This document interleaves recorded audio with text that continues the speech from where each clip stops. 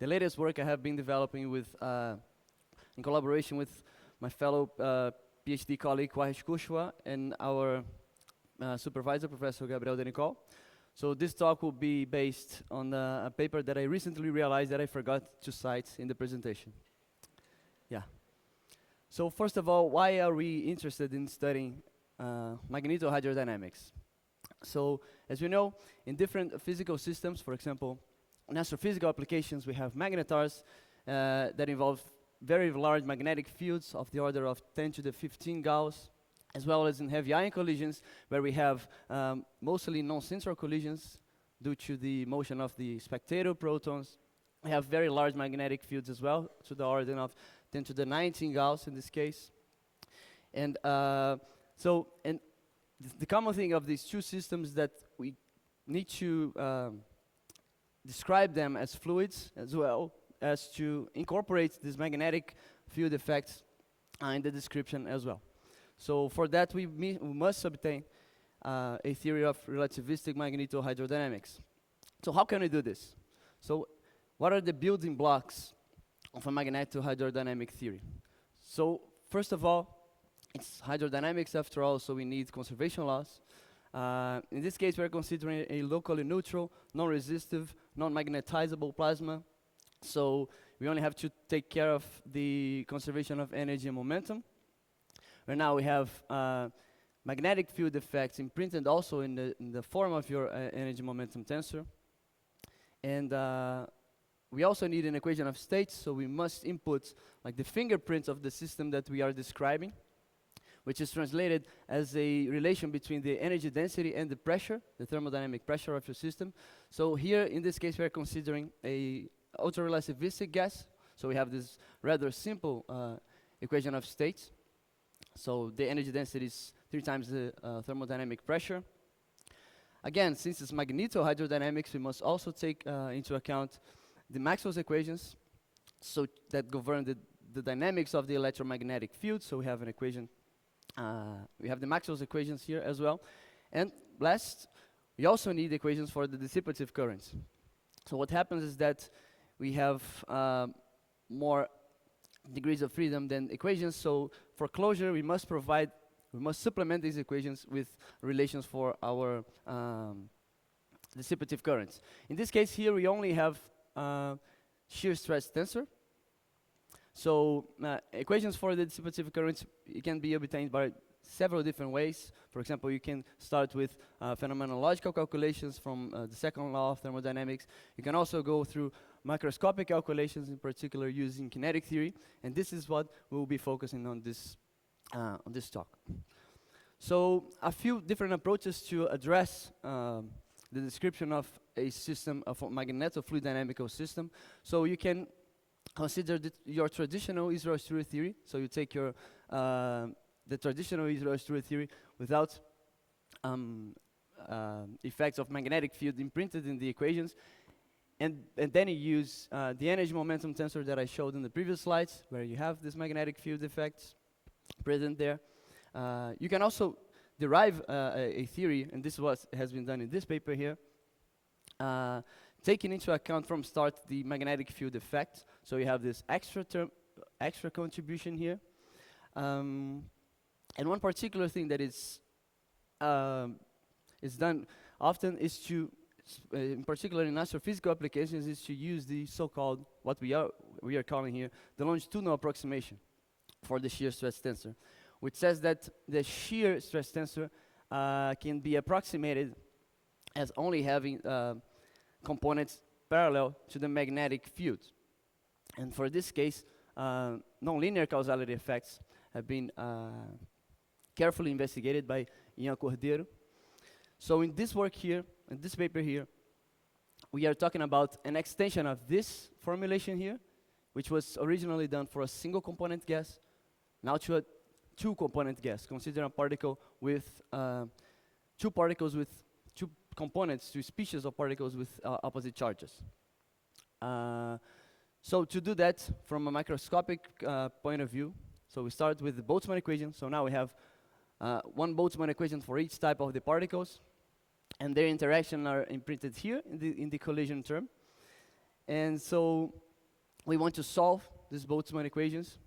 So of course, it's usually very complicated to do that. So what we do is to, so in general, it's really complicated to obtain closed solution for the Boltzmann equation. So what we do is to resort to approximate methods. One of them is the so-called method of moments, so in which you replace essentially your otherwise complicated Boltzmann equation here by a set of coupled differential equations for the moments of your distribution function. And if you have to obtain hydrodynamics from it, you have to coarse grain your degrees of freedom and describe your single particle distribution function using solely a handful of degrees of freedom. In particular, we use here the 14 moment approximation, which essentially this consists in writing and describing your single particle distribution function only with the traditional hydrodynamic variables that appear in your energy momentum tensor. So in this case, you take your distribution function for both particles, either one, and you write it as an equilibrium term plus non-equilibrium corrections. And in this case, you see that what Quahish and Gabriel have done in last year is that you obtain equations of motion for your shear stress tensor that you can express as two equations here.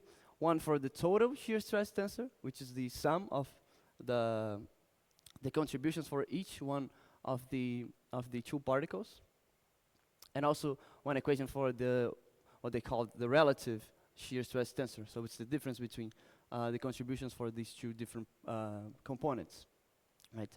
And in these equations, we have the presence of these terms here, this sigma and sigma prime, which are transfer coefficients associated with the cross sections of the interaction between these two species of particles. That can be interpreted as well in certain limits as inverse of relaxation times. Okay, so they have derived this theory. So one thing that we wanted to, the question we want to address in this paper is this theory actually suitable to describe realistic systems? In particular, let me phrase this question differently. So what are the minimal requirements that a given fluid dynamical theory must satisfy, like the bare minimum? So it must be causal, linearly causal. It means that if I perturb a system, these perturbations travel with a velocity that is smaller than the speed of light. And also it must be stable. So if I perturb the system, these perturbations, they decrease exponentially with time and they do not grow. For example, I am talking here, I am perturbing the air of this room, and as soon as I stop talking, these perturbations decay, right? And in particular, what Lorenzo Gavassino shown is that these properties are usually intrinsically connected, so you cannot have one without having the other. So the way we do this, and to illustrate that, I put this figure here. So this is what we do at the end of the day. So we consider a system initially in an equilibrium state, and then we perform small perturbations here, and we want to know what happens. Either if the system returns to the initial equilibrium state, or if these perturbations increase with time. So this will be stability, this will be instability. Okay? So how this is done mathematically? So we take our hydrodynamic variables and we perturb them. So we have an equilibrium part and a plus and non-equilibrium part. And we linearize all the equations disregarding any terms that are at least of second order in the perturbations. And we do this in two different cases. So first here we consider what we are calling transverse perturbations, which are perturbations that are orthogonal to the magnetic field, and also longitudinal perturbations that are parallel to the direction of the magnetic field considered here. And what we want to obtain at the end of the day is the constraints for the transfer coefficients, so that these two conditions here are simultaneously satisfied. So the imaginary part of the modes, that is what we want to compute, is associated with the damping of them. So we must guarantee that the imaginary part is positive. That in our convention for the Fourier transform, this means that these things will decay exponentially. And at the same time, they must also be, the group velocity, the asymptotic group velocity should also be smaller than the speed of light. So this is what we do. So first, let me give you, just to show you how if a stability analysis look like. So this is for traditional ultrarelativistic theory, so in which we have just your simplest ultrarelativistic equations, no magnetic field here. This is just traditional hydrodynamics. And so one thing is that I'm showing these modes here for small values of k, because sometimes the dispersion relation gets too complicated, so for you to get a analytical answer. So we usually resort to looking at the asymptotic values of these modes at large and small k. So you have these two types of modes here, what I'm calling NH, which means non-hydrodynamic modes, which are short-lived modes that are essential to guarantee the causality of the theory in the linear regime. And also you have the hydrodynamic modes, which are associated with conserved quantities, also very long-lived. And what happens is that we can see here modes that go, for example, these modes that go with k squared are usually related with viscosity. You have sound waves here propagating in the two directions here with the speed of sound. You also have these modes, as I said, the hydrodynamics modes that are damped with the relaxation time of the theory. So what we did is to extend this analysis to the theory developed by Gabriel and Quares. So what we see is this. So the red terms will make sense in a second. So we have similar things here. We have also sound modes that propagate with the speed of sound here. We have, as it happens in magnetohydrodynamics, we have also these modes, these sound-like modes that propagate with this VA, which is the alpha velocity, is related to the magnetic field here. And so what happens is that we observe that linear stability and causality, even though I'm not showing the modes for large k here, are satisfied. So the theory is well behaved for these type of longitudinal perturbations. And some other thing that we see is that if we increase a lot the magnetic field here, these modes become no longer purely imaginary, so they have not only a damping part, but also these components of your shear stress tensor, they decay with oscillating as well. And so the alpha modes that I was showing here, if we increase a lot the magnetic field, so these modes are suppressed, and the diffusive part is suppressed with magnetic field. And these terms in red are the terms that are not present when you take the longitudinal, what we call the longitudinal approximation. When you said that the only component of your shear stress tensor that matters is the one that goes in the direction of the magnetic field. And so the black line here is the solution for the longitudinal limit that is also present in their theory as well. And the other term that is not present there, you can see that as we increase the magnetic field, this term is being suppressed. And so in a sense, you can recover like the longitudinal limit when this magnetic field is sufficiently large. And on the other hand, for transverse perturbations, what we have is that something much more complicated. So we have a lot of other terms. And if you look at the of the modes of the theory in the longitudinal limits, you see that it's not easy to, it's not immediate to yeah, thank you, to recover the modes of the complete theory. So we are, even though if for longitudinal perturbations we are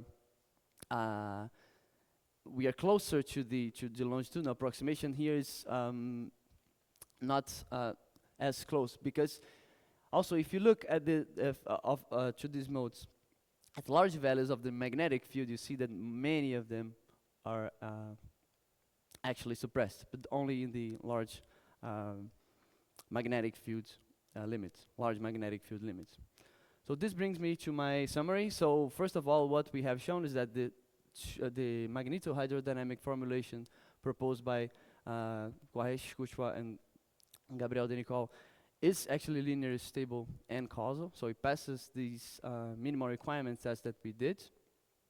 And we have very distinct modes from Israel-Stewart-like theory, so these modes can get oscillating as well if we increase the magnetic field. This is what we have shown. And causality and stability, when we take this longitudinal approximation, so when we take, again, the shear stress tensor to be described solely by its parallel components with respect to magnetic fields, stability and causality remained unchanged, so it remains being fulfilled simultaneously. And as I said, if we increase a lot the magnetic field, we see that all these terms, all these contributions that are not present in the longitudinal approximation, they are suppressed. So we are not missing many things if we take these limits. However, if we are considering not too large values of the magnetic field, we can see that there's much of information about the dynamics of this mode that we might be overlooking. So yeah, now I'm taking your questions.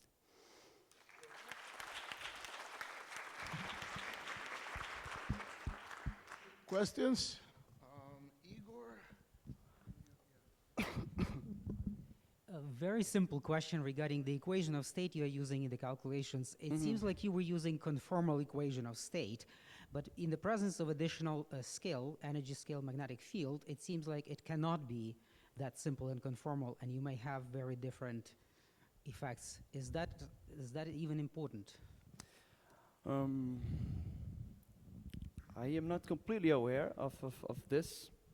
So yeah, in this case, we simply use the equation of state for an ultrarelativistic massless gas, right? This is what we have done. But I must confess that I'm not familiar with these additional effects due to the other energy scales as well. So. Questions? If not, let's thank the speaker. Thank you very much. The next talk is online, Prachita Singha.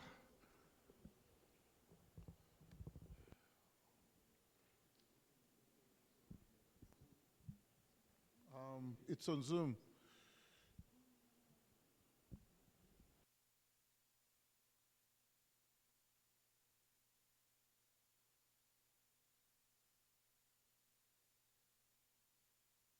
Not listen. There is no sound.